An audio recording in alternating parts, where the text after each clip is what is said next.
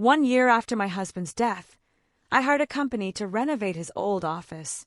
I had just arrived at the church when the contractor called. "Ma'am, you need to come see what we discovered, but don't come alone, bring your 2 sons." Why would you say that? My heart nearly stopped when we arrived. Can you imagine getting a phone call during church that rips your entire life apart? Because that's exactly what happened to me. One moment, I was sitting in the pew, feeling the Sunday peace, and the next, my entire world was shattering.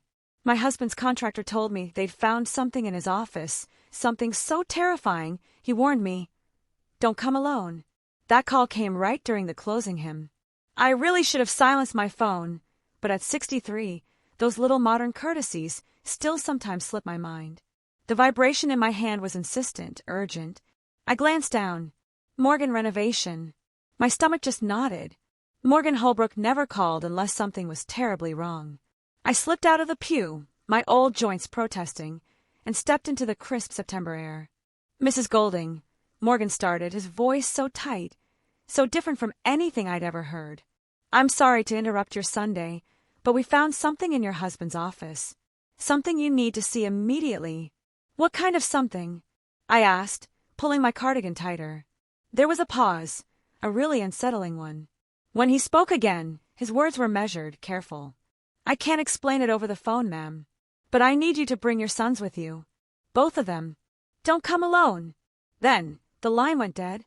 I stood there on the church steps, just staring at my phone as the bells started to toll. Don't come alone. What on earth could require both Michael and Dale? What could a contractor find that would warrant a warning like that?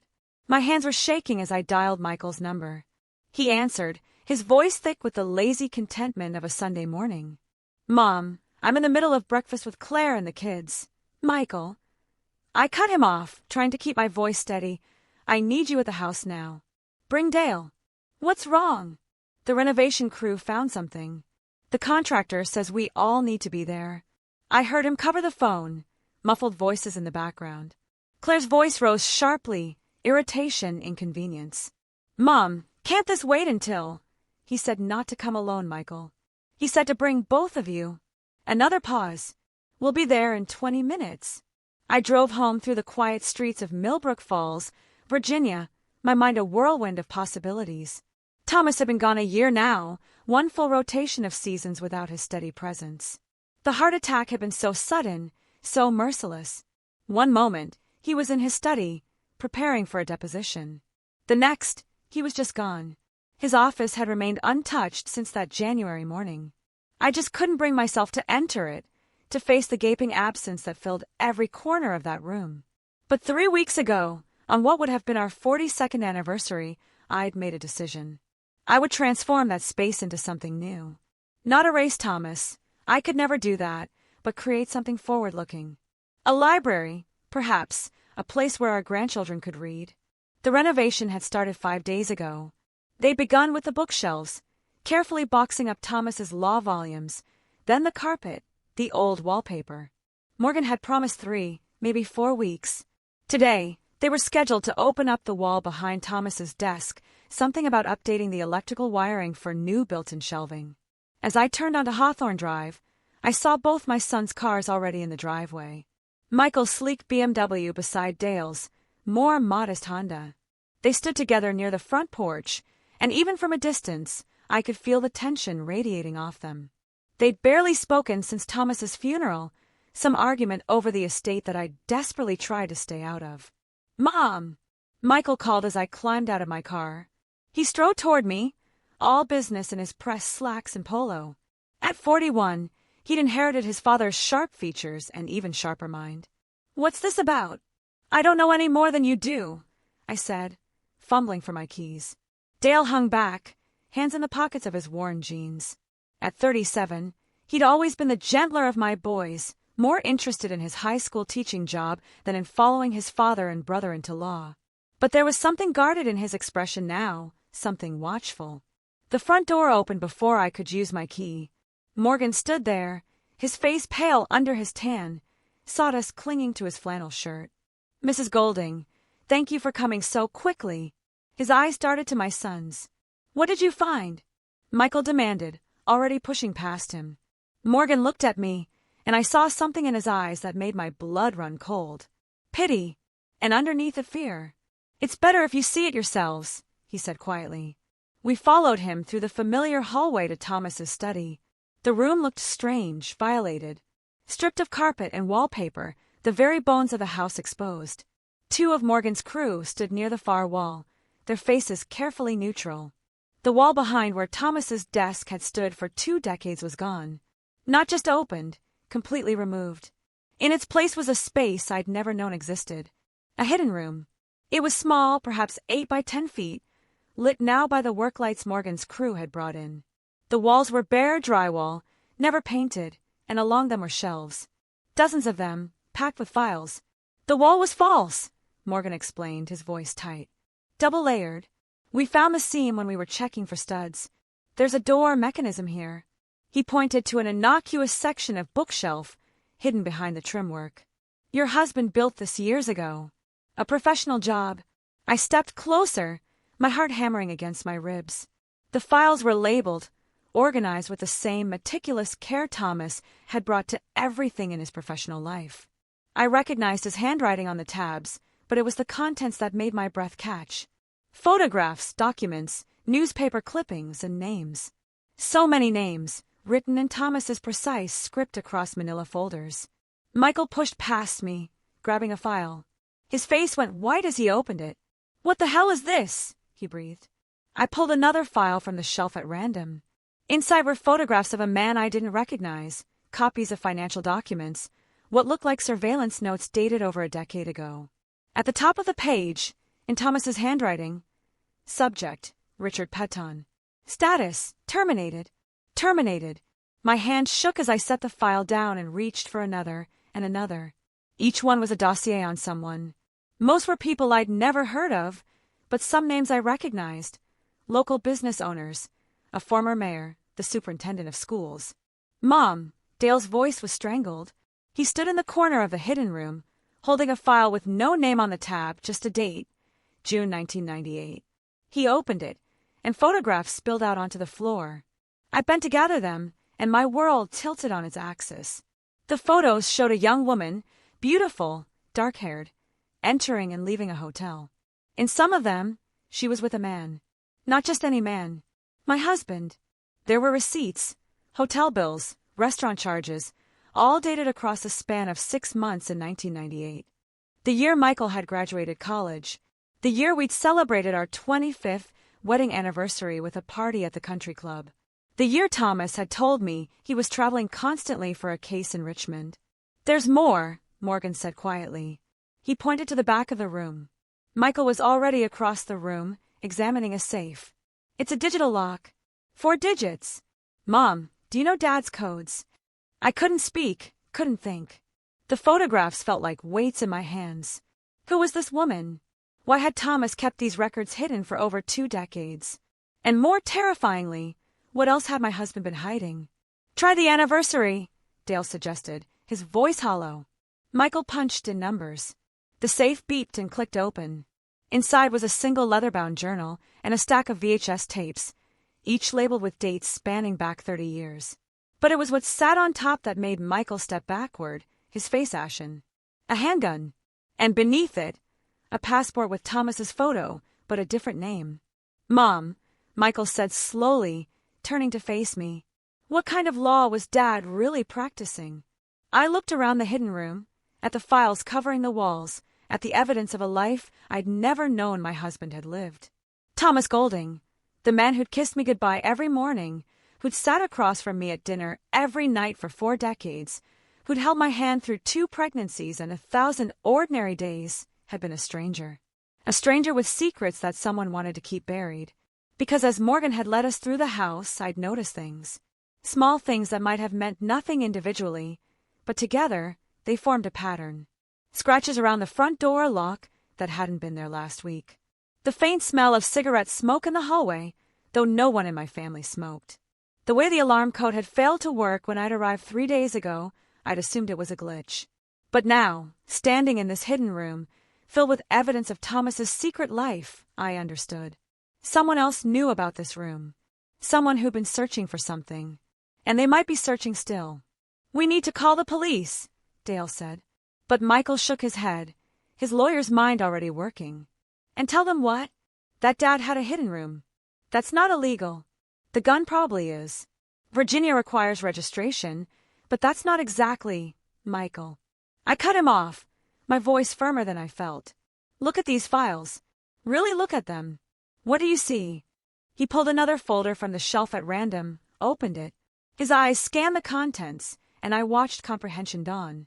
"These are blackmail files," he whispered. I nodded slowly. "And if your father was keeping them, if he'd hidden them this carefully for this long, there's a reason." "What reason?" Dale demanded. "What could possibly justify—" The sound of footsteps on the porch stopped in mid-sentence. We all froze. A knock at the door, sharp, authoritative. Morgan moved to the window, peered out, and went even paler. "There's a sheriff's cruiser in your driveway." "Did we?" Michael started. Another knock, more insistent. A voice called through the door. "Mrs. Golding, this is Deputy Marshal Garrett. I need to speak with you about your husband's estate." Deputy Marshal. Not local police. Federal. I looked at my sons, saw my own fear reflected in their faces. Whatever Thomas had been involved in, whatever secrets he'd kept hidden behind that false wall, they'd just found us. And I had no idea what we'd done to put ourselves in danger, or how to protect my family from what was coming. The marshal knocked again, waiting.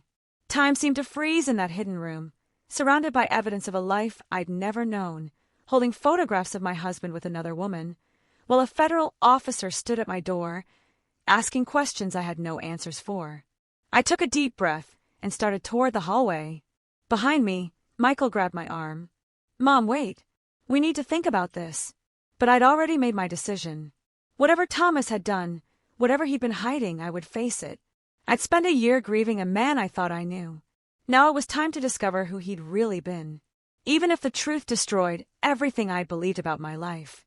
Deputy Marshal Robert Garrett was younger than I'd expected, perhaps 50, with steel-gray hair and eyes that missed nothing. He stood on my porch with the patient stillness of a man accustomed to waiting, his badge displayed prominently on his belt. "Mrs. Golding, I apologize for the Sunday intrusion," he said, his Virginia drawl softening the formality. "I'm following up on some irregularities related to your late husband's estate filing. May I come in?" Behind me, I felt Michael tense. Dale had gone silent. Morgan and his crew were still in the house, witnesses to whatever was about to unfold.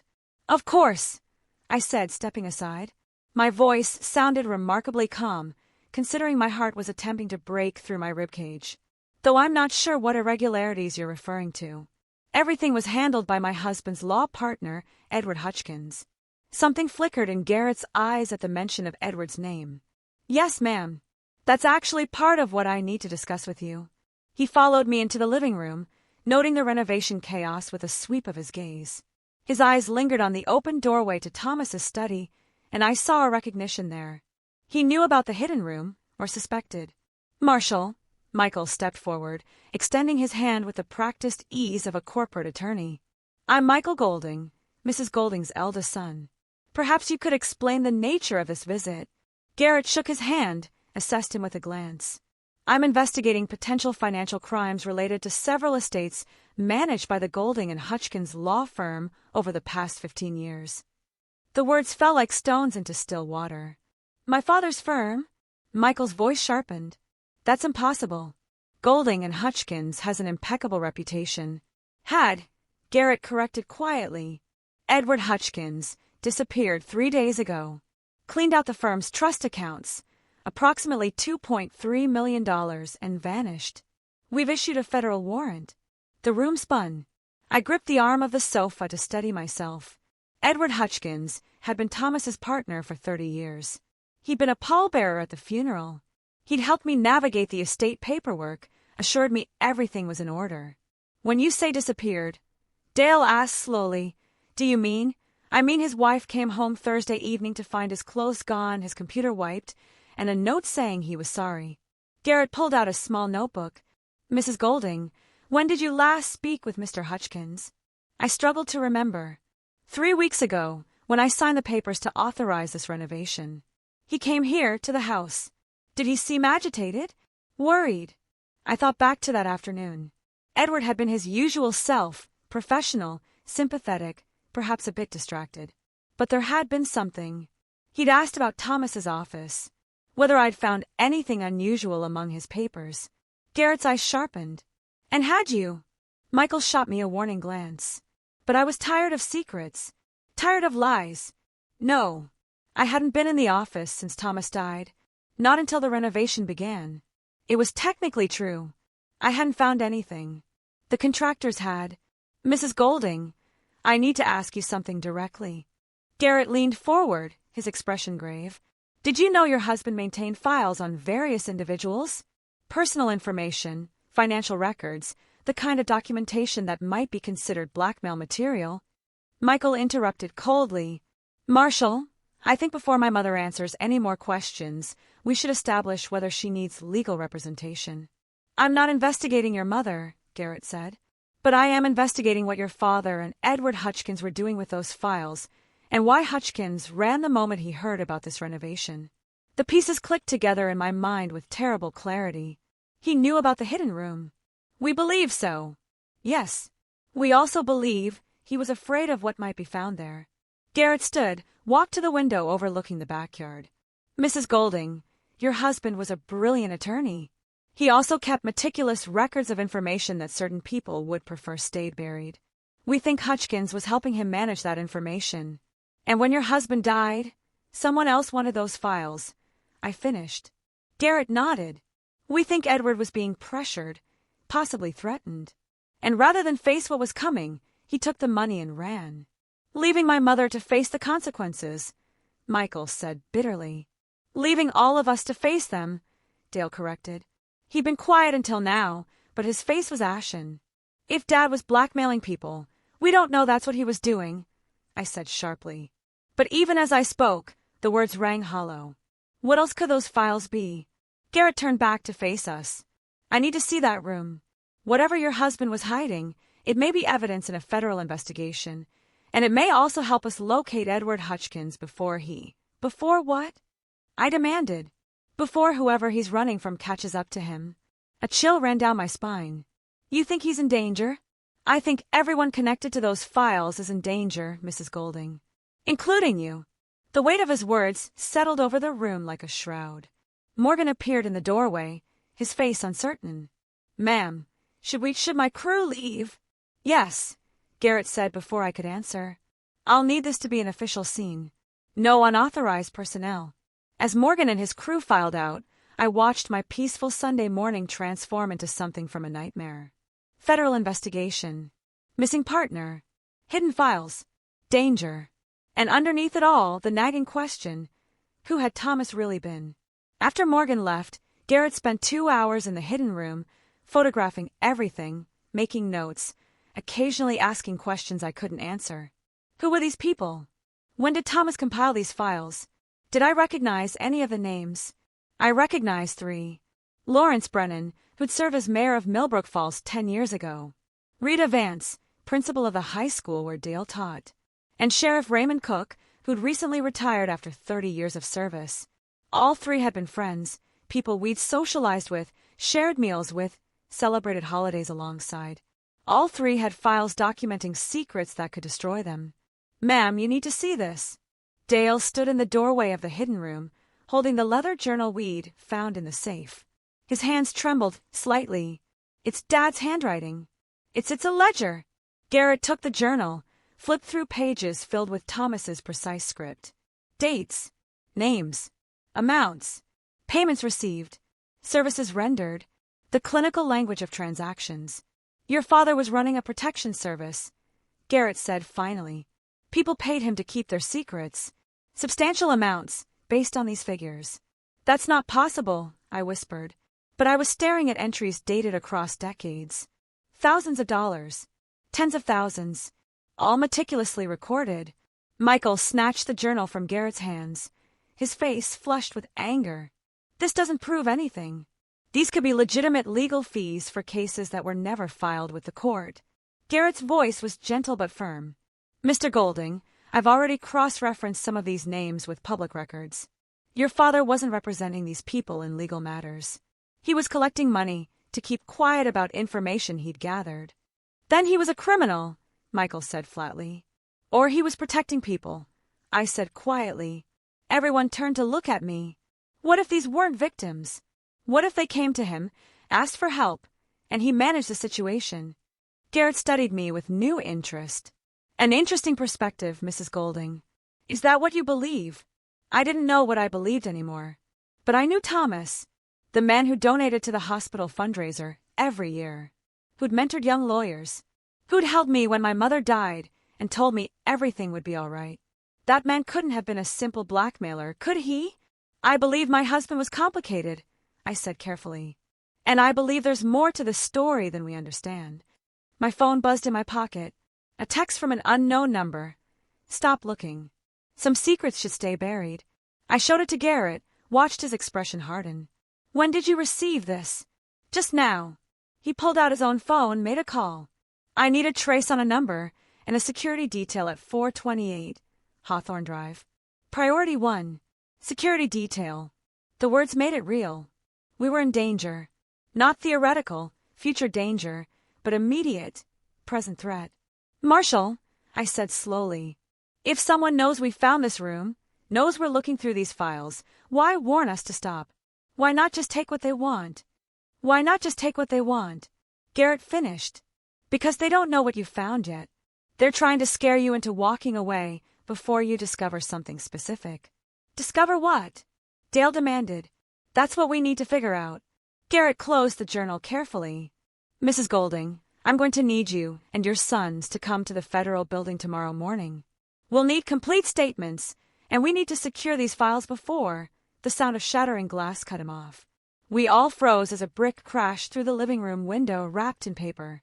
Garrett had his weapon drawn before the brick stopped rolling. Everyone down. Away from the windows. Michael pushed me behind the sofa. Dale crouched beside us. Through the broken window, I heard an engine roar to life, tires squealing as a vehicle fled down Hawthorne Drive. Garrett spoke rapidly into his radio, calling for backup, issuing descriptions I couldn't process through the ringing in my ears. When he was satisfied the threat had passed, he retrieved the brick with gloved hands, unwrapped the paper carefully. What does it say? I asked. His face was grim. It's a list of names. 23 of them. He looked at me, including your sons. And you. The paper fluttered in his hand as he held it up. At the bottom, scrawled in red marker, everyone who knows pays the price. We're taking you into protective custody, Garrett said. All 3 of you. Right now. Wait. I stood, ignoring Michael's protests. I need something from the hidden room first. Mrs. Golding, 1 minute, please. Garrett hesitated, then nodded. Make it fast. I walked into Thomas's gutted office, into that secret room that had appended everything I thought I knew. The files lined the walls. So many lives documented. So many secrets preserved. But I wasn't looking at the files. I was looking at the VHS tapes. The dates on them spanned decades. But one caught my eye.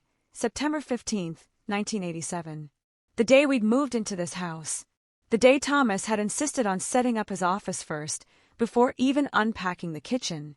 The day he'd worked late into the night, alone, building this room. I grabbed 3 tapes, that one, and 2 others dated around significant events in our marriage. Events where Thomas had been distant, preoccupied, secretive. Mom, we need to go. Michael called from the hallway. I slipped the tapes into my cardigan pockets and returned to find my sons being ushered toward the door by federal agents who'd arrived with remarkable speed. As I stepped out into the cool September afternoon, I looked back at my house. The home where I'd raised my children, where I'd built a life with a man I thought I knew. Someone had threatened my family. Someone wanted these secrets to stay buried badly enough to hurl a brick through my window. But they'd made a mistake. They'd assumed I would run, would hide, would let federal agents take over while I trembled in fear. They didn't know that I'd spent 40 years married to a man who kept secrets. I'd learned a few things about patience, about observation, about waiting for the right moment to act. And I'd learned that the most dangerous person in any room is the one everyone underestimates. The 63-year-old widow, the grieving wife, the confused, helpless woman who needed protection. Let them think that. Let them believe I was fragile, overwhelmed out of my depth. While they watched the shield, they wouldn't see the sword. I climbed into the back of the federal vehicle, the VHS tapes heavy in my pockets, and began to plan. The federal safe house was a nondescript ranch in Fairfax County, 40 minutes from Millbrook Falls. Beige siding, brown shutters, a lawn that needed mowing, the kind of place you drive past without a second glance. Perfect camouflage for people who needed to disappear. "You'll stay here until we assess the threat level," Garrett explained as he ushered us inside. The interior was as generic as the exterior, standard government-issue furniture, bare walls, the faint smell of industrial cleaner. "We've got agents posted outside. No one gets in or out without authorization." Michael immediately started making calls, to his office, his wife, anyone who would listen to his complaints about the disruption to his schedule. Dale sat at the kitchen table, staring at nothing, his face still pale from shock. I excused myself to the bathroom, locked the door, and pulled out the VHS tapes. 3 cassettes, 3 different eras of our marriage, but no way to watch them. I doubted the safe house came equipped with a VCR. A soft knock interrupted my thoughts. "Mom!" Dale's voice uncertain. "You okay?" I slipped the tapes back into my pockets and opened the door. "I'm fine, sweetheart." He studied me with a concern that made my heart ache. Of my 2 sons, Dale had always been the more perceptive, the one who noticed when something was wrong. "This is insane. All of it. Dad couldn't have been what they're saying he was." "I know." I squeezed his hand. "But we need to understand what really happened before we can defend him." "The files, Mom. All those people. What if they're coming after us because—" He stopped, struggled with the words. "What if Dad hurt people? What if he ruined lives?" It was the question I'd been avoiding. Then we deal with the truth, whatever it is. But even as I said it, doubt gnawed at me. Thomas had been many things, but cruel, destructive. I couldn't reconcile that with the man who'd read bedtime stories to our sons, who'd held my hand through my father's funeral, who'd kissed my forehead every morning before leaving for work. Unless I'd never really known him at all. That evening, while Michael argued with Claire over the phone in the bedroom, and Dale dozed on the couch, I noticed something odd. The agent posted by the front door, a young woman named Torres, kept checking her phone, not casually, anxiously. And when Garrett stepped outside to take a call, I saw Torres follow him. Through the window, I watched them have a heated conversation. Garrett's body language was aggressive, territorial. Torres looked defensive. They were arguing about us, about the case. When Garrett returned, his expression was carefully neutral. But I'd spent 40 years reading people's faces at dinner parties and client meetings. Something had changed. "Mrs. Golding, I need to ask you some questions about your husband's partnership with Edward Hutchkins." He sat across from me at the kitchen table, pulled out his notebook. "How much did you know about their business arrangement?" "I knew they were partners. Equal shares in the firm. Thomas handled most of the trial work. Edward managed estates and contracts." "Did you know Edward was married before? That his first wife died in a car accident in 1995? The question seemed to come from nowhere. "Yes, I knew. It was tragic. She was only 32. Garrett's pen stilled on the page. "Did your husband ever mention anything unusual about that accident?" A cold feeling spread through my chest. "What are you implying?" "I'm not implying anything. I'm asking if Thomas ever suggested the accident might not have been," he chose his words carefully, "accidental. Absolutely not." But even as I said it, I remembered something. A conversation years ago, after a firm dinner, Thomas and I driving home, and him saying something odd about Edward. "He's trapped now. No way out." I'd assumed he meant trapped by grief, by loss. What if he'd meant something else entirely? "Marshal Garrett," I said slowly, "what did you find in those files about Edward's wife?" He closed the notebook. "That's part of an ongoing investigation." "I can't. You think my husband knew something about her death? You think he used it to control Edward?" The pieces were assembling themselves in my mind with terrible clarity. All these years, Edward wasn't just Thomas's partner. He was what? Another victim? Another person Thomas had leverage over? "I think your husband was very good at collecting insurance policies," Garrett said quietly. "Information he could use if he ever needed leverage.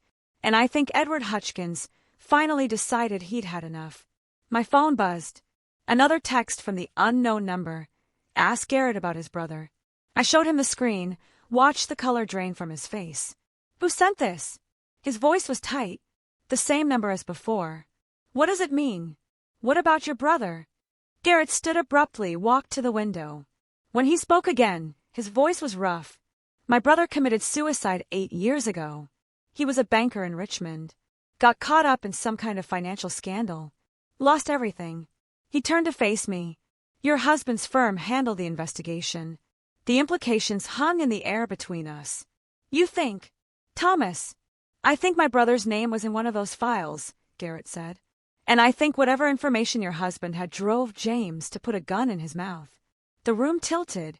This wasn't just about investigating Thomas's crimes. This was personal. Garrett had a stake in whatever we uncovered. Does your supervisor know? I asked carefully. Know what? That I requested this assignment. That I've been waiting 8 years to find out what your husband knew about my brother's death. His laugh was bitter. I'm the best person for this case, Mrs. Golding. Because I understand exactly what kind of man Thomas Golding was. Then you're compromised. Michael stood in the hallway, his face hard. You can't investigate objectively. You need to remove yourself. I need to find Edward Hutchkins before he disappears with evidence that could answer 8 years of questions. Garrett shot back. And I need to figure out who else wants those files badly enough to threaten your family. So unless you want to file a formal complaint and wait for a new team to get up to speed, which could take weeks, I suggest we continue working together. Michael looked at me. I saw the calculation in his eyes. The lawyer's assessment of risk versus reward. We continue, I said quietly. But Marshal Garrett, you need to be honest with us. All of us. No more secrets. He nodded slowly. Fair enough. Then here's the truth. We found something else in the files. A list of dates and locations. Meeting spots, we think. Where your husband collected payments. The last entry is dated 3 weeks before he died. The location is the old Riverside Mill, out past Route 29. That's abandoned, Dale said. Has been for years. Exactly. Private. No witnesses. Garrett pulled out his phone, showed us a photograph. We sent a team there this afternoon. Found this in the main building. The image showed a room set up like an office. Desk, filing cabinet, laptop computer. But everything was destroyed. Paper scattered, drawers ripped out, the laptop smashed. Someone got there first.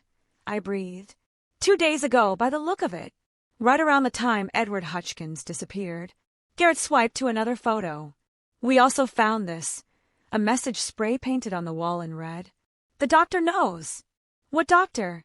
Michael demanded. That's what we need to find out. Garrett's phone rang. He stepped away to answer it, his voice dropping to a murmur. I pulled out my own phone, opened the text message again, asked Garrett about his brother. Someone wanted me to know the marshal was compromised. Someone wanted to create distrust, division. But why? Unless they needed us fighting among ourselves instead of looking too closely at the evidence. I stood, walked to the kitchen window. The safe house backed onto a wooded area, dark now as evening settled in. Movement caught my eye.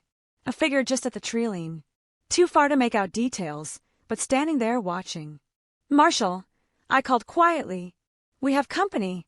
Garrett was at my side in seconds, weapon drawn. He radioed Torres. Perimeter breach. Northeast corner. Move in, but don't engage until the lights went out. Complete darkness. Michael swore. Dale called for me. Garrett was shouting orders into his radio, and then I heard it. The soft click of the back door opening. Someone was inside. Everyone down. Garrett's voice cut through the chaos. Federal agents. Identify yourself. Silence. Then footsteps. Deliberate and hurried. Crossing the kitchen tile. A flashlight beam cut through the darkness, blinding.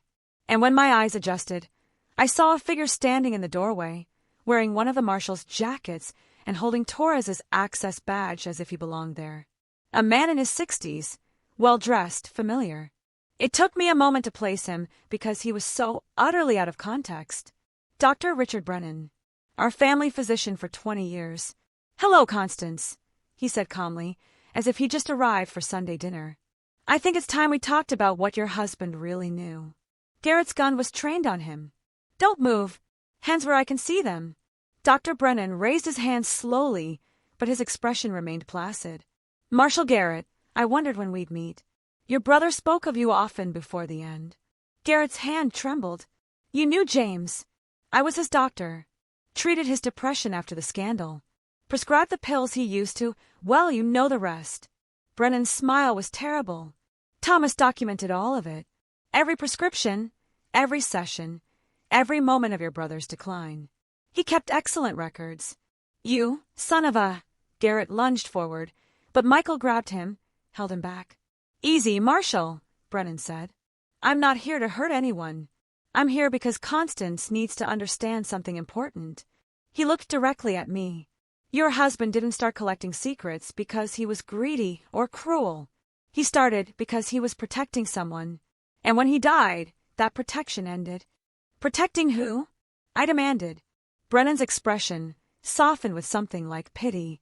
From the truth about your past. About who you really are. The floor seemed to drop away beneath me. What are you talking about? Your maiden name was Constance Elizabeth Bradford, correct? Grew up in Charlottesville, only child of Robert and Eleanor Bradford. Yes, I whispered, though suddenly I wasn't sure of anything. Except that's not true. Any of it. Brennan pulled a folder from his jacket. I recognized it instantly as one of Thomas's files. Thomas spent 30 years keeping this hidden. But now that he's gone, the people who wanted it buried have come looking, and they will hurt anyone who stands in their way. He tossed the file onto the kitchen table. In the flashlight beam, I saw my name on the tab. My file. Thomas had kept a file on me. Open it, Brennan said. Before anyone else dies, you need to know what your husband gave up everything to protect. My hands shook as I reached for the folder. Michael and Dale crowded close. Garrett kept his weapon trained on Brennan, but his eyes were on the file too. I opened it. The first document was a birth certificate. Not mine. I'd seen mine hundreds of times. This one listed a different name. Margot Hines, born June 3rd, 1962, in Pittsburgh, Pennsylvania. My birth date, but not my name. I don't understand, I breathed. Keep reading, Brennan said softly. Newspaper clippings, dated 1968. A house fire in Pittsburgh. 2 deaths, Robert and Diane Keller. 1 survivor, their 6-year-old daughter Margot. Photographs of a little girl with dark hair and solemn eyes. She looked familiar in a way that made my skin crawl. She looked like me. No, I said. It's a mistake. My parents were Robert and Eleanor Bradford. I grew up in Charlottesville. I remember. You remember what you were told to remember, Brennan interrupted. What the Bradfords raised you to believe. They adopted you after the fire, Constance. Changed your name, your history, your entire identity. And they did it because someone very powerful wanted you to disappear. Who? Dale demanded. Why would anyone? Because of what your mother witnessed the night of that fire. Brennan's voice was grim. Because she saw who said it. Because at 6 years old, Constance, or Margot, was the only witness to a double murder. The room spun. I gripped the table edge, fought to breathe. This couldn't be real. Couldn't be true. But the photographs, the birth certificate, the dates that lined up perfectly with my life, reimagined as someone else's story. Thomas found out, I whispered. Somehow he discovered who I really was. When you were engaged, Brennan confirmed. He was doing background research for the wedding announcement. Found a discrepancy in your adoption records. Started digging. And what he found, he shook his head. The people who killed your birth parents, who wanted you silenced, they were connected. Powerful. Thomas realized that if anyone discovered you were still alive, still a potential witness, they'd come after her. So he built a protection racket, Garrett said slowly. Collected secrets, created leverage, made himself untouchable, all to keep people from looking too closely at his wife's past. For 40 years, Brennan confirmed. He blackmailed, manipulated, and destroyed lives, all to keep Constance safe. And it worked. Until Edward Hutchkins realized what the files really were. Until he understood that with Thomas gone, there was no one to maintain the balance, no one to keep the predators at bay. That's why he ran, I breathed. He knew they'd come looking. And they have. Brennan's expression turned urgent. Constance, the person who set that fire, who killed your parents, they're still alive. still powerful. And they know you found the files. They know you're looking for answers. Who is it? I demanded. Tell me who I'm afraid of. I can't. Thomas never told me the name. It was his final insurance policy. But it's someone in this town. Someone you know. Someone who's been watching you for 40 years, waiting to see if you'd ever remember. The lights flickered back on. Tora stumbled through the back door, blood streaming from a cut on her forehead. Breach. Someone hit me. More agents poured in, weapons drawn. In the confusion, I saw Brennan move toward the door. Wait! I grabbed his arm. The files. Do they say who? Thomas hid the final answer somewhere only you would find it, Brennan said urgently. He told me, once if anything happened to him, that you'd figure it out, that you were smarter than anyone gave you credit for. Then he was gone, melting into the chaos as agents secured the safe house. I stood there, holding a file that proved my entire life was a lie. That the parents I'd mourned, the childhood I remembered, the person I thought I was, none of it was real. I was Margot Hines, witness to a murder, target of a killer who'd waited 4 decades to finish the job. And somewhere in the evidence Thomas had spent a lifetime collecting, hidden in the secrets he'd protected so fiercely, was the answer to who wanted me dead. I just had to find it before they found me. They moved us. Federal agents stationed on our floor and in the lobby. Garrett had been replaced by a senior marshal named Patricia Cordova, a stern woman in her 50s who made it clear she didn't appreciate the complications we'd brought to her jurisdiction. Dr. Brennan's disappearance is now part of the investigation. She informed us over coffee in her makeshift command center, a hotel suite converted into an operations hub. We've issued a warrant, but he seems to have vanished as thoroughly as Edward Hutchkins. They're working together, I said. It was the only explanation that made sense. Cordova's expression suggested she'd reached the same conclusion. What we need to understand is why. What's their endgame? I'd spent the sleepless night piecing together fragments of memory, testing them against this new reality. Margot Hines. The name felt foreign on my tongue, like trying on someone else's clothes. But there were moments, flashes of things I'd always attributed to childhood dreams, that suddenly took on new meaning. A house with blue shutters, the smell of smoke, a woman's scream, running through darkness while someone called a name that wasn't Constance. Margot! They'd been calling for Margot. Mom, you need to rest. Dale sat beside me on the hotel room couch, his face creased with worry. You haven't slept. I can't. I showed him the file again, the birth certificate that proved I was someone else. Dale, if this is true, if I witnessed a murder, I might remember something. Something that could identify who did it. Or you might be traumatized all over again, he said gently. Let the professionals handle this. But the professionals had let Dr. Brennan walk into a federal safe house and walk back out. They'd lost Edward Hutchkins and $2.3 million. They were searching for answers in Thomas's files while the real answer was locked somewhere in my fractured memory. Michael paced by the window, phone pressed to his ear. He'd been on calls all morning, to Claire, to his office, to the family attorney. When he finally hung up, his expression was grim. We have a problem. A big one.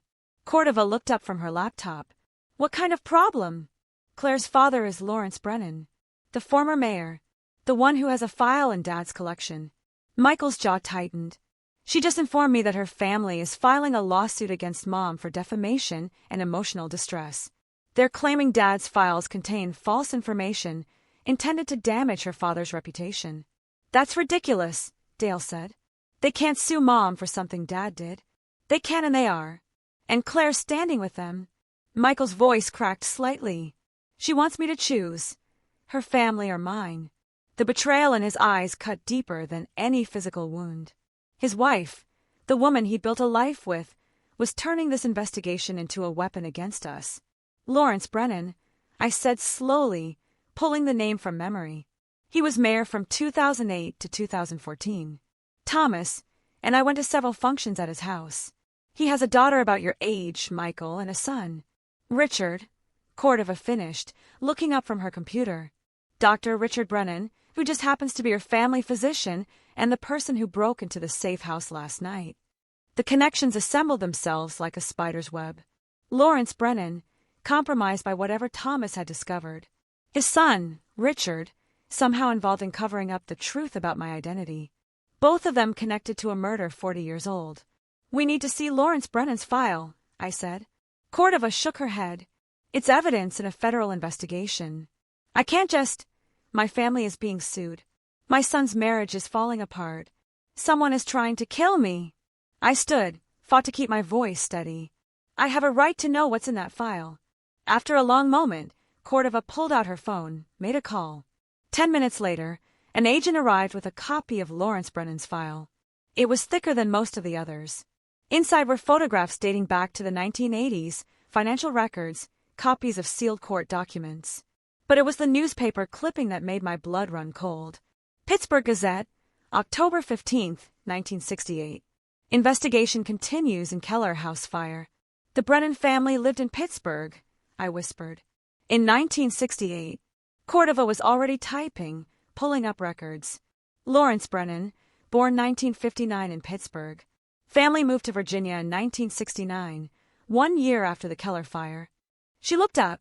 His father was a fire inspector. I finished, the memory surfacing like something from deep water. I remembered there was a man who came to our house, the Keller's house. He wore a uniform. He argued with my father about something. The fragments were assembling into a picture I didn't want to see. A fire inspector's family. A convenient house fire. A 6-year-old witness who disappeared into the foster system, renamed, relocated, her entire identity erased. "Brennan's father was dirty," Cordova said, reading from her screen. "Thomas's filed documents payoffs, evidence tampering, a pattern of declaring arson cases as accidental when paid enough. He died in 1995, but his son inherited his secrets," I said. "And when Lawrence ran for mayor, Thomas had everything he needed to control him. Why would your husband protect the man whose father helped cover up your parents' murder?" Dale asked. It was the question I'd been avoiding, but the answer was becoming clear. Because Thomas didn't just want justice. He wanted insurance. He wanted to make sure the people involved had too much to lose by coming after me. Michael sank into a chair, his face ashen. "Dad built an entire criminal empire just to keep you safe. And now it's falling apart. Everyone he controlled. Everyone who had something to lose," Dale added. "They're all scrambling to protect themselves. By eliminating the witness," Cordova said quietly. "By eliminating you." My phone buzzed. Another text from the unknown number. "Your sons will pay for your husband's sins, starting with Michael's reputation." Before I could show it to Cordova, Michael's phone rang. He answered, listened, and went pale. That was my senior partner. Someone leaked confidential client information to the press. Information that was on my laptop. "They're saying I've violated attorney-client privilege." His voice was hollow. "They're opening an ethics investigation. I could be disbarred." "It's escalating," Cordova said. "They're not just threatening anymore. They're actively destroying your family's credibility, your resources, your ability to fight back." Dale's phone buzzed next. He read the message, and I watched the color drain from his face. "The school board, they're putting me on administrative leave. Pending an investigation into—" He stopped, showed me the screen. "Allegations of inappropriate conduct with students." "That's insane," I said. "Dale, you're the most ethical teacher." "Doesn't matter." His hand shook. "Once an accusation like this is made, it follows you forever, even if it's proven false." They were taking my sons down systematically, destroying their careers, their reputations, their lives. And they were doing it because I dared to look for the truth. "We need to go public," Michael said suddenly. "Release the files. All of them. If everyone's secrets are exposed, then everyone has motive to silence you permanently," Cordova interrupted. "No. We need to identify who's orchestrating this and build a case that will stand up in court. While my family is destroyed," Michael's voice rose, "while my marriage falls apart and my brother loses his career, while we keep you alive," Cordova shot back. "That's the priority." But I was thinking about something Dr. Brennan had said. Thomas hid the final answer somewhere only you would find it. The VHS tapes. They were still in my overnight bag, confiscated as evidence, but logged and stored. I stood, interrupting the argument. "Marshal Cordova, I need access to evidence. 3 VHS tapes from my husband's safe." She frowned. "Why?" Because my husband documented everything. If there's an answer, it might be on those tapes. 20 minutes later, we were in a federal building conference room with a VCR that looked like it belonged in a museum. Cordova, 2 other agents, my sons, and I gathered around as I inserted the first tape, the one dated September 15th, 1987, the day we'd moved into our house. The screen flickered to life. Thomas appeared, younger, his hair not yet gray. He sat in what I recognized as his office, before the false wall, before the hidden room. "Constance," his recorded voice said, "if you're watching this, then I'm gone. And you found the room, which means the protection I built has failed." My throat tightened. Dale gripped my hand. "I want you to know that everything I did for you. When I discovered who you really were, what you'd witnessed," Thomas paused, collected himself. "I had a choice. Tell you the truth, and watch you live in fear, or keep the secret and make sure no one could ever hurt you." "He chose the lie," Michael whispered. "I chose you," Thomas's recorded voice continued as if answering. "And I'd make the same choice again. But if you're watching this, the situation has changed. The people involved have made a move. So you need to know everything." The camera angle shifted. Thomas held up a photograph. I recognized it immediately as one from my file. The Keller house before the fire. Your father, Robert Keller, was an accountant. He discovered fraud at his firm. Massive embezzlement, money laundering, connections to organized crime. He documented everything. Planned to go to the authorities. Thomas's expression was grave. They killed him before he could. Made it look like an accident, a gas leak, a house fire. But you survived, Margot. You ran. The name sent chills through me. Margot. I'd been Margot. The man who ordered the hit was named Vincent Castellano. Mid-level crime boss, Pittsburgh operation. He's dead now. Died in prison in 1994. But his organization survived. And the person who actually did it escaped.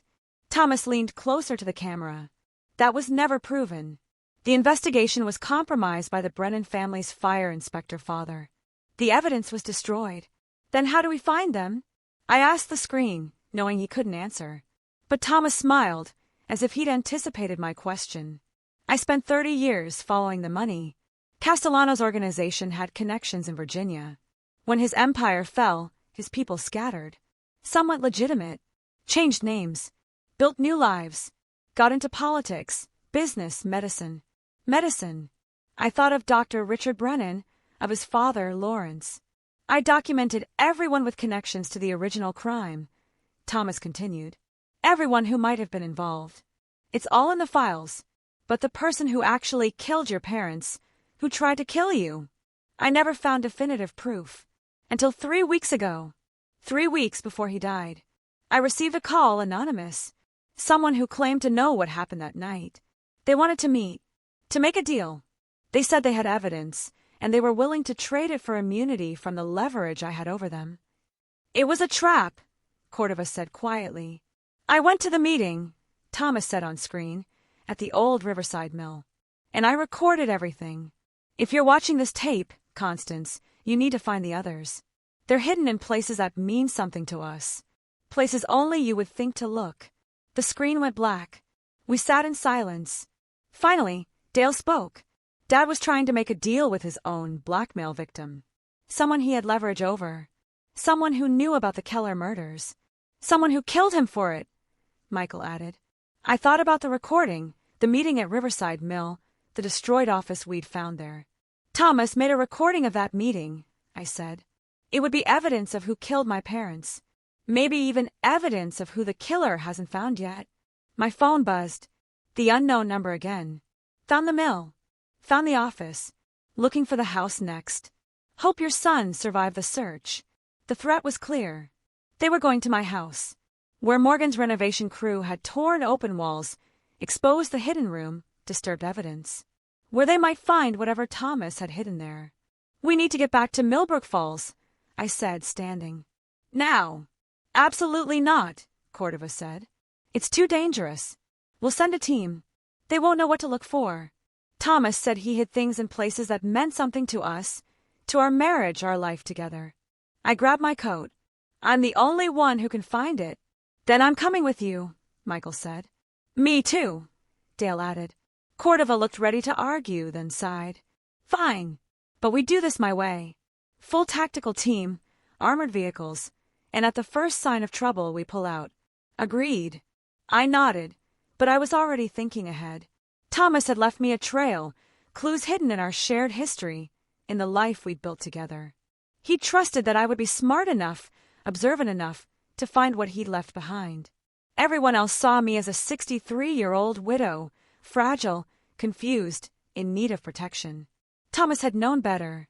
He'd spent 40 years watching me navigate social politics, manage a household, raise 2 intelligent sons.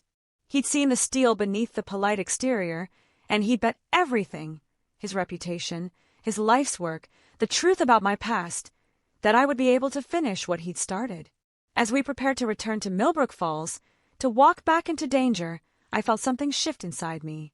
Fear was still there, yes, but underneath it was something stronger. Determination. Someone had killed my birth parents. Someone had spent 40 years trying to keep me silent.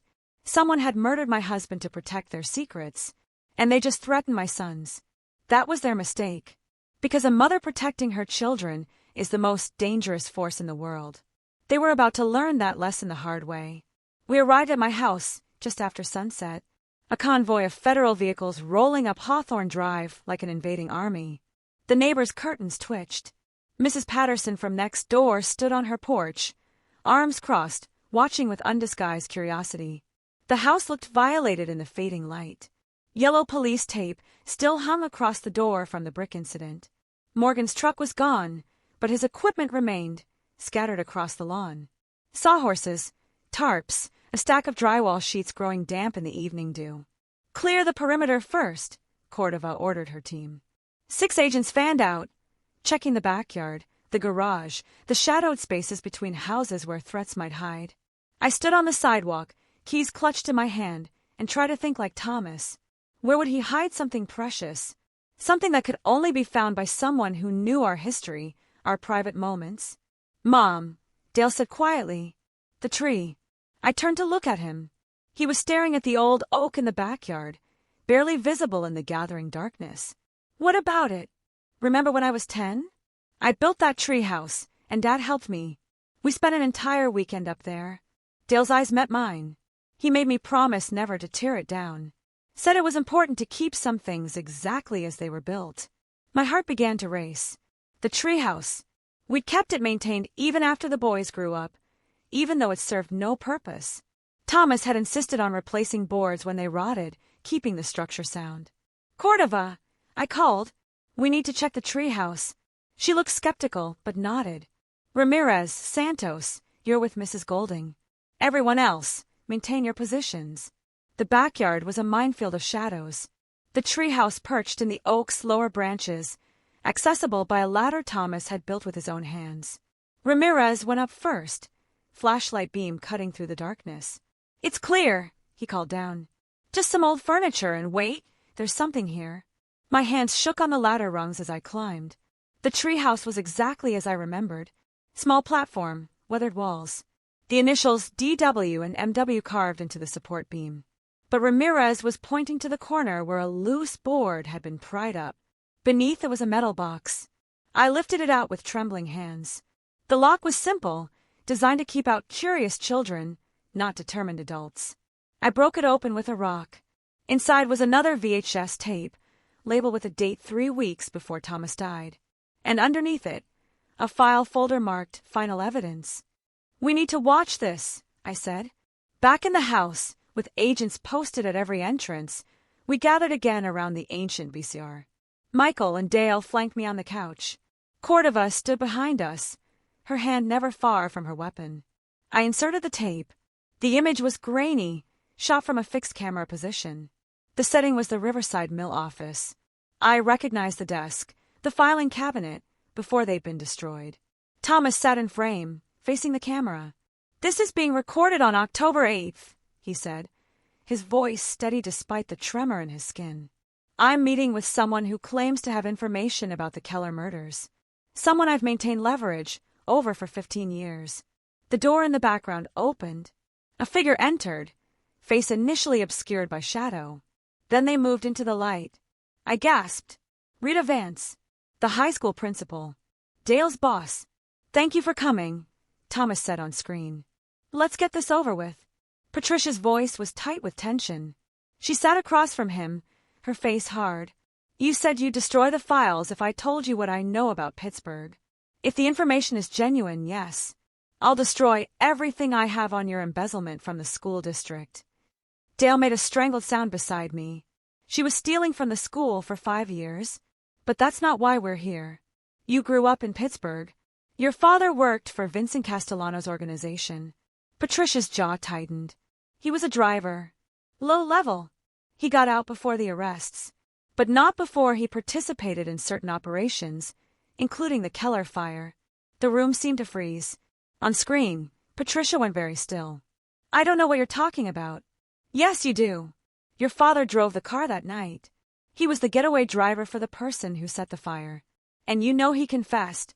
Patricia's hands clenched into fists. You can't prove any of this. I can prove your father's connection to Castellano. I can prove he was in Pittsburgh the night of the fire. And I can prove that you've been paying money to someone for 15 years. Someone you're terrified of. Someone you're protecting. Thomas leaned forward. Tell me who killed the Kellers, Patricia. Tell me who tried to kill my wife when she was 6 years old. The silence stretched. Then Patricia laughed. But it was a broken sound. You don't understand.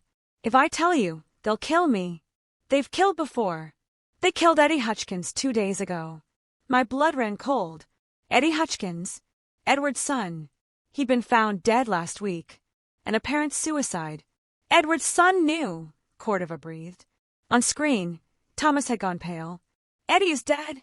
They made it look like an overdose, but he knew too much. His father told him everything before he ran. And now they're cleaning up loose ends. Patricia stood, began to pace. You want a name? Fine, but it won't save you. Won't save any of us. She moved closer to the camera, her face filling the frame. The person who set the Keller fire was Brennan, but not Lawrence. His older brother, James. He was 17, working for Castellano's crew, trying to prove himself. He set the fire. He made sure the Kellers couldn't escape. And then he panicked because there was a witness, a little girl who ran. My chest constricted. I couldn't breathe. James Brennan spent 40 years wondering if that little girl would remember, if she'd recognize him. When his father got the fire inspector job in Virginia and helped cover it up. When Lawrence got into politics, they all had something to lose if the truth came out. Patricia's eyes glistened. But James had the most to lose, because he didn't just kill the Kellers. He liked it. And he kept doing it. What do you mean? Thomas asked, his voice barely audible. James Brennan has killed 6 people over the past 40 years. Made them all look like accidents, natural causes. Anyone who got too close to the truth. Anyone who might expose him. She looked directly into the camera. And now he knows about you. About your wife. About these files. The tape went silent. Then Thomas spoke again, his voice steady despite the fear in his eyes. Where is James Brennan now? Patricia smiled. But it was terrible. That's the thing, Thomas. You already know him. You've known him for 20 years. You just never realized who he really was. The screen went black. We sat in stunned silence. Then Cordova was on her phone, barking orders. I need everything we have on James Brennan. Family records, aliases, employment history. He changed his identity, I said numbly. Just like I did. He became someone else. Someone local, Michael said. Someone we know. Dale was staring at nothing, his face ashen. Principal Vance has been dead for 3 days. They found her Monday morning. Carbon monoxide poisoning in her garage. Another accident, Cordova said grimly. Just like Eddie Hutchins. Just like Thomas, I finished. The pieces were falling into place with horrifying clarity. His heart attack. What if it wasn't natural? Cordova's expression confirmed she'd been thinking the same thing. We need to find James Brennan. Now. Before. The doorbell rang. Everyone froze. Cordova signaled her agents, weapons drawn. Through the window, I could see a figure on the porch, alone, unarmed as far as I could tell. Mrs. Golding. A familiar voice called through the door. It's Sheriff Cook. The dispatcher told me the feds were back at your house, and I figured I'd better come check on you. Raymond Cook, retired sheriff, friend of 30 years, the man who'd comforted me at Thomas's funeral. Cordova moved to the door, looked through the peephole. He's alone. No visible weapons. Don't open it, I said suddenly. Something was wrong. Something about the voice, the timing, the way he'd appeared exactly when we discovered the truth. But Cordova was already opening the door, her weapon trained on Cook. Sheriff, I'm going to need you to show me some identification. Raymond Cook stepped into the light. He looked exactly as he always had. Silver hair, weathered face, kind eyes that crinkled when he smiled. He raised his hand slowly. Easy now, Marshal. I'm just here as a concerned citizen. Heard the commotion. Wanted to make sure Constance was safe. How did you know I was here? I asked, my voice surprisingly steady. He looked at me, and something in his expression shifted. The kindness faded, replaced by something colder. Because I've been watching. Waiting. 40 years is a long time to wonder if someone will remember. The world tilted. James, I breathed. He smiled then, and it transformed his face into something monstrous. Hello, Margot. Took you long enough. Cordova's weapon came up. But Cook was faster than a man his age should be. He grabbed her wrist, twisted, and suddenly he had her gun. Agents poured in from the backyard, but Cook had already put the weapon to my head.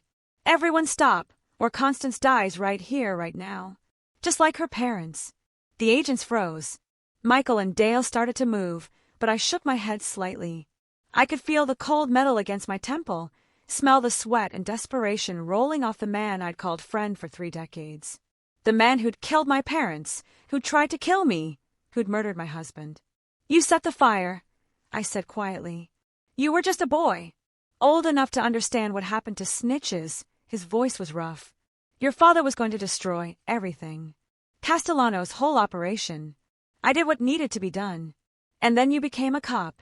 Changed your name, built a whole new life. Built a perfect life. Until your husband started digging.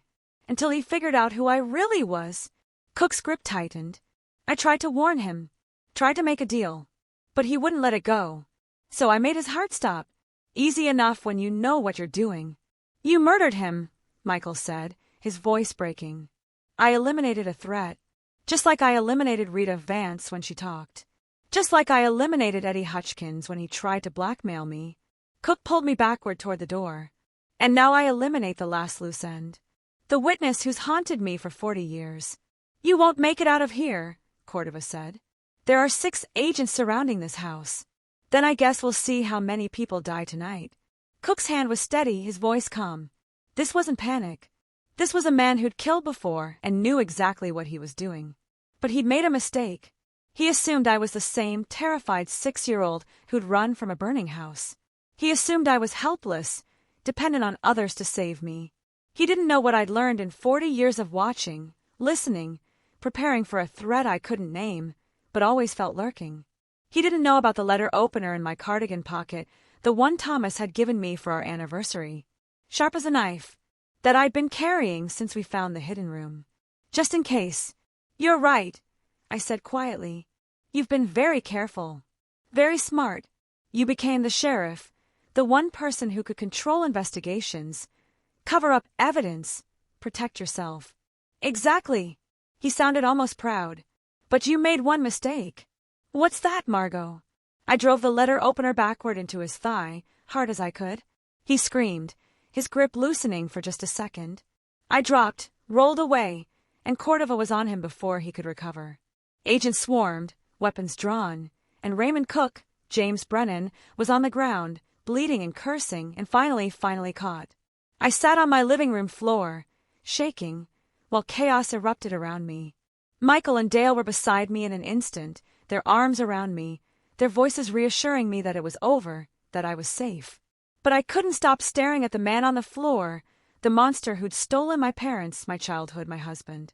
Who'd hidden behind a badge and a friendly smile while destroying lives. What was the mistake? Cook gasped out through his pain, looking at me with hatred and something almost like respect. What mistake did I make? I met his eyes steadily. You assumed that being old meant being weak. You assumed I'd be easy to control, easy to kill. I stood, with my son's help, and looked down at the man who'd terrorized me without my even knowing it. But I've spent 63 years surviving, learning, watching, preparing. I smiled then, cold and sharp. And Thomas spent 40 years teaching me exactly how dangerous underestimated people can be. As the agents hauled Cook away, as paramedics checked my trembling hands and Cordova congratulated me on my quick thinking, I felt something break open inside me. Margot Hines had watched her parents die. Constance Golding had lived a lie. But the woman standing in this house, surrounded by evidence of secrets and violence and 40 years of hidden truth, she was someone new. Someone forged by both identities, strengthened by both lives. Someone who'd just taken down a killer with nothing but intelligence, patience, and a letter opener. Thomas had been right. I was strong enough to finish what he started, and I wasn't done yet. The next 3 weeks passed in a blur of depositions, interviews, and revelations that rippled through Millbrook Falls like aftershocks from an earthquake. James Brennan, the man we'd known as Sheriff Raymond Cook, confessed to everything. Not out of remorse, but with the clinical detachment of someone discussing a particularly complex chess game. 5 murders over 40 years, each one carefully staged to look natural. My parents, Thomas, Rita Vance, Eddie Hutchins, and a man named Gregory Walsh in 1998, who'd been investigating cold cases and gotten too close to the truth about the Keller fire. He'd lived among us for 3 decades, attended church services, coached Little League, served as sheriff with distinction, his corrupt father having buried his juvenile records so completely that no background check ever connected him to the boy who'd set that fire. The media descended on our small town like locusts. Headlines screamed about the killer cop, the secrets of Millbrook Falls. The truth was strange enough that I couldn't entirely blame them. I sat in my kitchen on a Tuesday morning in late October, exactly 1 month after the renovation crew had found the hidden room, and watched the sunrise paint the oak tree gold. The treehouse was still there, but I decided to take it down. Some memories didn't need to be preserved. Mom! Dale appeared in the doorway, 2 cups of coffee in hand. He'd been staying with me since the arrest, unwilling to leave me alone despite my protests. How are you feeling? Like myself, I said. For the first time in a long time. It was true. The woman I'd been, Constance Golding, devoted wife, doting mother, pillar of the community, had been real but incomplete. Now, knowing the truth about Margot Hines, about the trauma buried beneath 40 years of carefully constructed identity, I felt more whole than I had in decades. Broken and mended, scarred, but stronger for it. Dale sat across from me, and I saw the question in his eyes, the one he'd been afraid to ask. Do you remember it now? The fire. I did. The memories had returned in fragments over the past weeks. Pieces of that night reassembling themselves like a puzzle. I remembered my mother singing while she made dinner. My father at the kitchen table with papers spread out, worried about something. Then the smell of smoke, the heat, my mother screaming for me to run. And Brennan. I remembered a young man's face in the window, watching the house burn, smiling. I wrapped my hands around my coffee cup. I was too young to understand what I was seeing, but some part of me never forgot. That's why I never felt entirely safe, even in my own home. Why I always checked the locks twice, kept a weapon close, watched strangers too carefully. You knew, Dale said softly. On some level, you always knew. Perhaps. Or perhaps Thomas's 40 years of vigilance had taught me to be cautious. Either way, it had kept me alive. My phone buzzed. A text from Michael, heading over. We need to talk. He arrived 20 minutes later with Claire. That surprised me. They'd been separated since the lawsuit, living apart while lawyers negotiated the terms of what everyone assumed would be a divorce. But Claire's hand was in Michael's as they walked up the path, and her eyes were red, as if she'd been crying. Mrs. Golding, she said, her voice breaking. I owe you an apology. A massive one. I invited them in, poured more coffee and waited. My father, Claire began, then stopped, collected herself. When the files came out, when everything went public, I learned things. Things about him, about my family, that I never knew. Lawrence Brennan's file had been released as evidence. The public now knew about the payoffs, the corruption, the cover-up of the Keller fire investigation. He'd resigned from every board he sat on, retreated into his mansion, and refused to speak to the press. He used his position to help hide a murderer, Claire continued. And when you and Michael were threatened, When your family was being destroyed, I stood with him. I chose protecting his reputation over protecting the people I should have cared about most.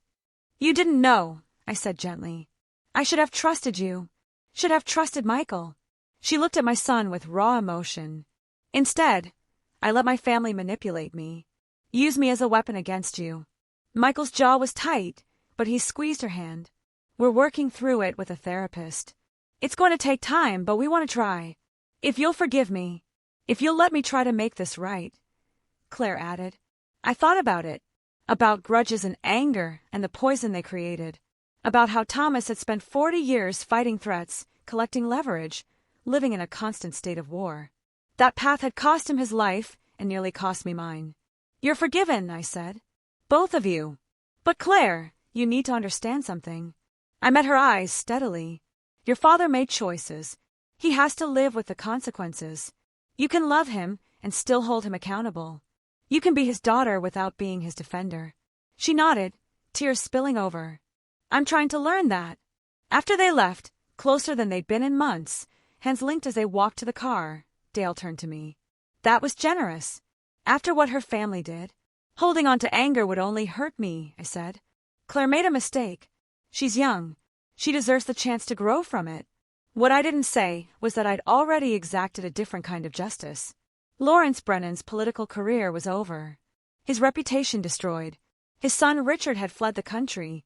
Last I heard, he was in Costa Rica, beyond extradition for his role in helping James conceal his identity.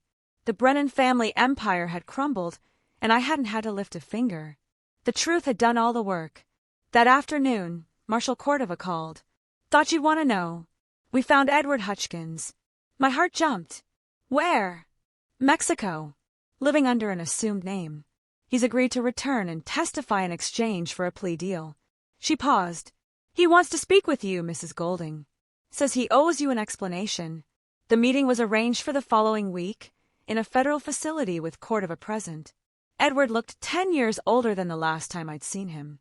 Gaunt, hunted, his expensive suit replaced with prison orange. Constance, he said when they brought him in, I'm so sorry for all of it.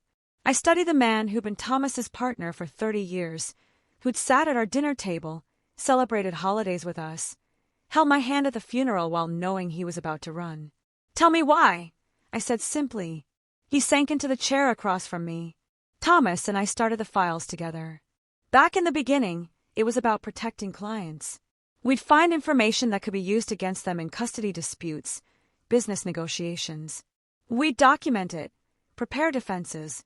When did it change? Gradually. We'd discover something damaging, and the person would offer to pay us to keep it quiet. At first, we refused, but then, he rubbed his face. Thomas told me about your past, about the danger you were in. And suddenly all that potential leverage became a tool.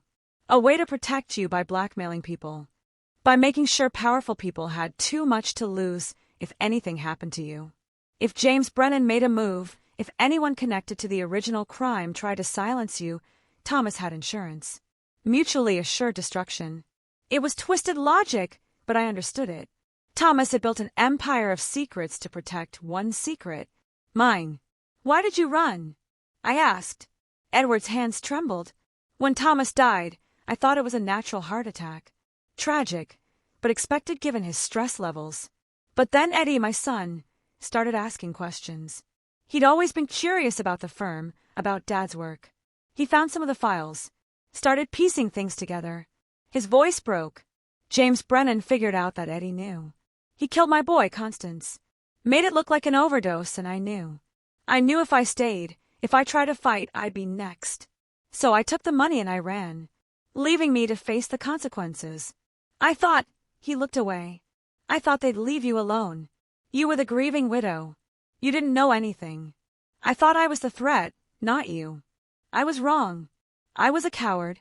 Thomas spent 40 years being brave enough to protect you. I couldn't even manage 40 days.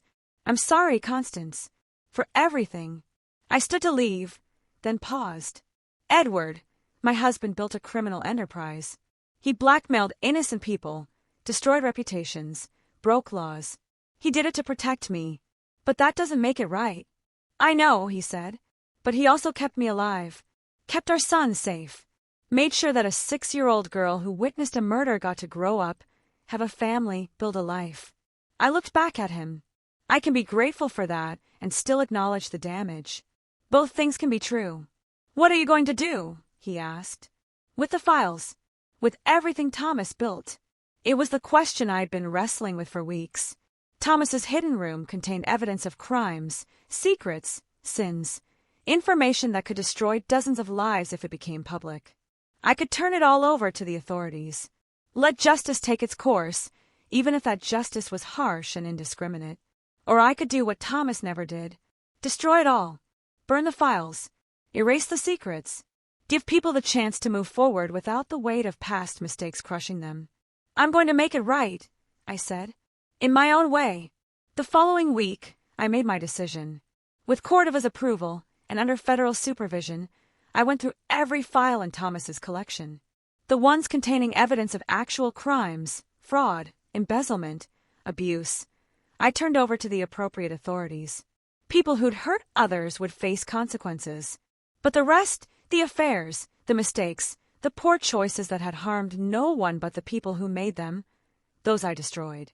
Burned them in the fireplace, while Dale and Michael watched the flames consuming 40 years of secrets. Are you sure about this? Michael asked as the last file curled into ash. I'm sure. I watched the fire, thought about Thomas, sitting in his hidden room, year after year, cataloging human weakness like a scientist studying specimens. Your father thought he was protecting me by controlling everyone around us. But real protection isn't control. It's trust. It's believing that people can change, grow, make better choices. Even the ones who hurt you? Dale asked. Especially them. Holding on to those secrets would just make me into what Thomas became. Someone living in fear, using power to create safety that was really just an illusion. The renovation was completed in November. The hidden room was sealed up, returned to empty wall space. Morgan and his crew transformed Thomas's office into the library I'd originally envisioned. Warm wood shelves, comfortable chairs, large windows letting in the afternoon light. My grandchildren visited for Thanksgiving. Michael and Claire's 2 daughters, 7 and 9, explored the new space with delight. They didn't know what that room had been, what secrets it had held. They just saw a library, a place to read and dream and grow. Grandma, the youngest, asked, "Why do you keep looking at that wall?" I smiled, pulled her into my lap. Just remembering. Sometimes the things we hide end up being the things we most need to find. She wrinkled her nose. That doesn't make sense. No, I agreed. I suppose it doesn't. But as I sat there, surrounded by family, in the house where I'd lived for 37 years, I understood something Thomas never had. You couldn't protect people by controlling them. You couldn't keep them safe by collecting weapons to use against potential threats. Real safety came from truth, from facing the darkness and not letting it consume you, from building something new from the ashes of what had been destroyed. I was 63 years old, a widow, a mother, a woman with 2 names and 2 histories, both of them true, both of them mine. I'd survived a fire at 6, survived a lie that lasted 40 years, survived the revelation that my entire life had been built on secrets and blood, and I'd done more than survive. I'd prevailed, not through violence or vengeance, but through patience, intelligence, and the quiet strength that everyone had underestimated. That evening, after the family had gone home, I stood in the new library and looked out at the oak tree. The treehouse was gone now, hauled away by Morgan's crew. In its place was empty space, room for new growth. I thought about Thomas's final tape, his last message to me. I chose you, he'd said, and I'd make the same choice again. He'd been wrong about many things. Wrong about how to protect me. Wrong about the cost of keeping secrets. Wrong about the price he was willing to pay. But he'd been right about one thing.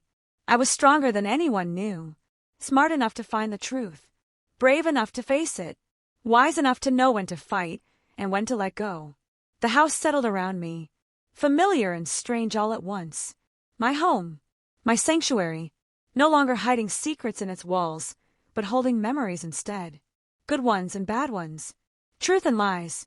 Everything that made a life real. I picked up my phone, scrolled to the unknown number that had terrorized me with threats, and sent one final message. You were wrong. The old know things the young have yet to learn. We survive because we're patient. We win because we're underestimated. Remember that. Then I blocked the number, deleted it, and moved on. Outside, the sun was setting, painting the Virginia sky in shades of amber and rose. A new season approaching, a new chapter beginning. And for the first time in 63 years, I knew exactly who I was. Not Margot Hines, victim of violence. Not Constance Golding, keeper of secrets. But both and neither. And something entirely my own. A survivor. A seeker of truth. A woman who'd faced her past and chosen her future. That was enough. That was everything. What would you have done if you discovered your whole life was a carefully constructed lie? Let me know in the comments below. I really want to hear your thoughts on this.